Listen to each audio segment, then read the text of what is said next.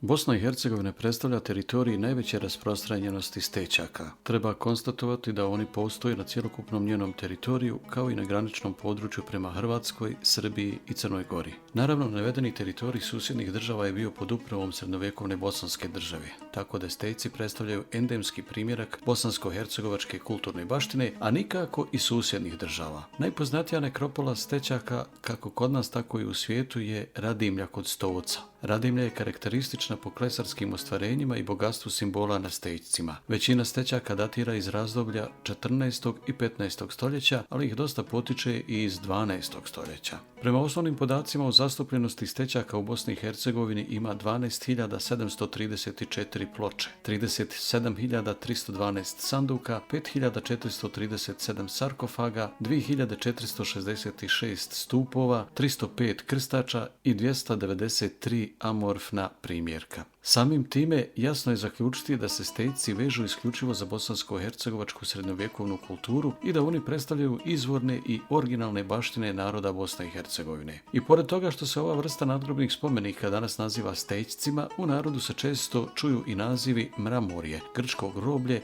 kaursko groblje i sl.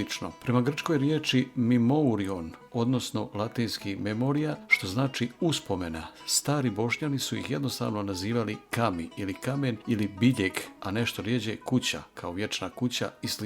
Za Bošnjane su oni imali poseban značaj iz razloga što su povezivali njihove svjetovne i vjerske manifestacije, vjerovanja, običaje i priče. O njihovom postanku u narodu postoje razna predanja. Često je pripovjedano da pod njima leže svatovi, svatovsko groblje, gdje se pripovijeda da su dvije svatovske grupe pošle po istu mladu, susrele se i poubijale. Zanimljiv je podatak da su u Hercegovini pod stećcima sahranjivani i Grci, koji su nekada živjeli na našim prostorima, želeći time osjetiti nadgrobni život Bošnjana. Smatra se da je u Bosni i Hercegovini nastao običaj obilježavanja grobova amorfnim pločama još prije Kulinovog doba, početak 12. stoljeća, a prvi uredno obrađeni stećci datiraju iz perioda bana Stjepana II, a prvi reljef i gravure nastaju od vremena kralja Tvrtka I. Kotromanića, sredinom 19. stoljeća. Groblja su obično postavljena na pažljivo odabranim mjestima, sa blagom uzvisinom, uz obale rijeka i potoka, u blizini izvora, puteva i sl.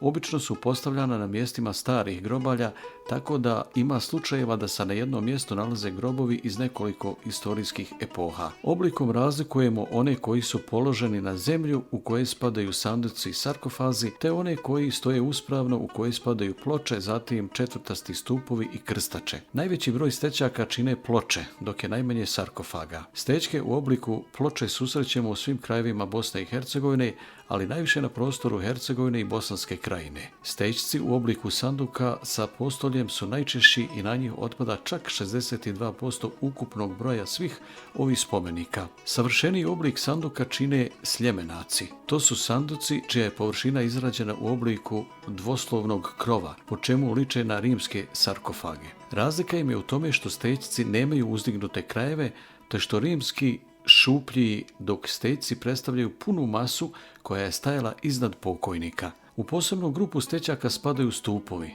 Naročito su znameniti takozvani krstači, nazvani po tome što predstavljaju veliku gromadu križnog oblika, usađenu u zemlju. Stećaka ovog oblika ima svega 324, a većina se nalazi u Hercegovini. Najpoznatiji je stećak u selu Davidovići kod Bileće, čija je visina 370 cm.